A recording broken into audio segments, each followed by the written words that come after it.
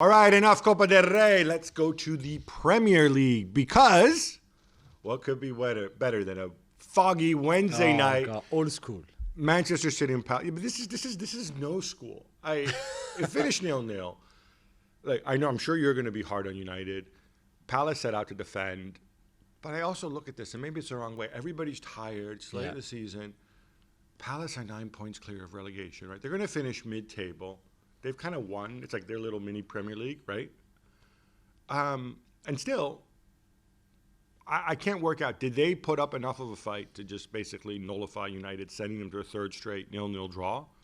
Or are United just spent mentally, physically, emotionally?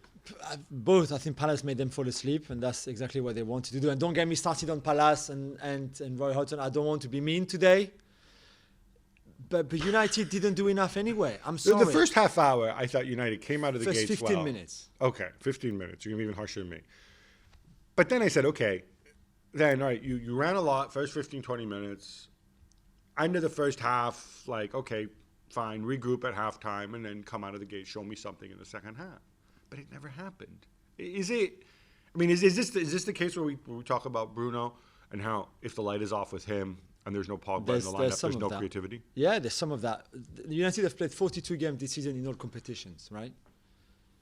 Bruno Fernandes has played some part of the whole part of 41 of those 42 games. How do you expect him then in March to still have the energy? And of all the players who need to be really have all the energy because he runs so much and he gives so much to the team, it's him. How come you never thought before of maybe just managing a bit his game time, giving him those rest time that are so important to players like him? Same with Rashford. And if those two are out, then the rest of the team is out. And we should point out that obviously from a fitness perspective, the more minutes you spend on the pitch, then the more you're going to get physically worn down and physically tired. Yeah.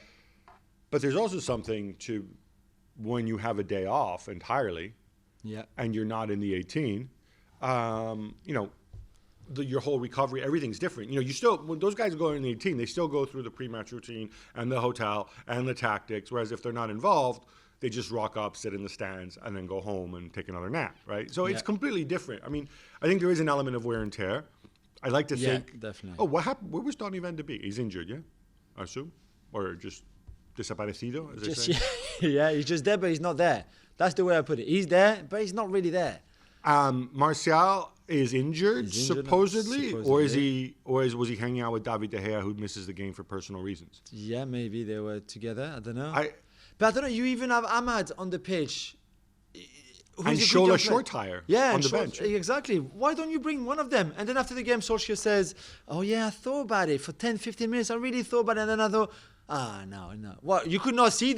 Everyone was shattered and they could not run. Oh, and by the way, on Solskjaer, because, first change, so it's 0-0, right? Your team is so boring. They're half asleep. They're not creating anything. First change, what time would you make your first change? About the latest at the hour mark. Yeah, 74th minute. And what do?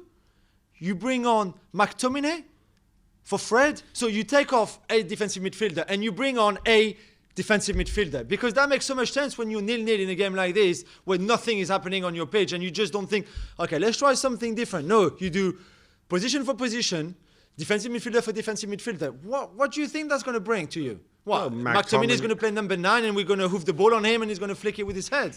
I think it's pretty obvious he didn't necessarily feel the urgency to win this game. Like, we can deny, he might deny it, but and Solskjaer. Oh, so he played for a 0-0. I don't think he played for the 0-0, but I don't know. He said, okay, the damage to losing this. This is the mindset that sets in, right?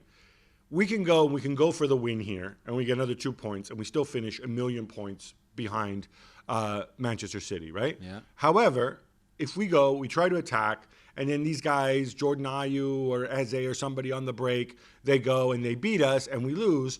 Then it's really, really bad because we'll probably get flattened at the weekend by Manchester City. And then all of a sudden we fall behind Leicester City and then that top 4 finish even doesn't become that comfortable. No, but this is not Manchester United, Gab. We haven't fallen that. But it's a human calculation. Manchester United now, after the Mourinho Van Gaal era, are being coached by a human being who thinks like a human being. Okay, do you know how many 0-0 draws this season for United? Yeah, I know. 3 in a row, and sure many more than that. 7 0-0 draws. It's 7! All right, 7 when you've got Cavani, Martial, Rashford, Bruno, Pogba, all of that. He's on a roll.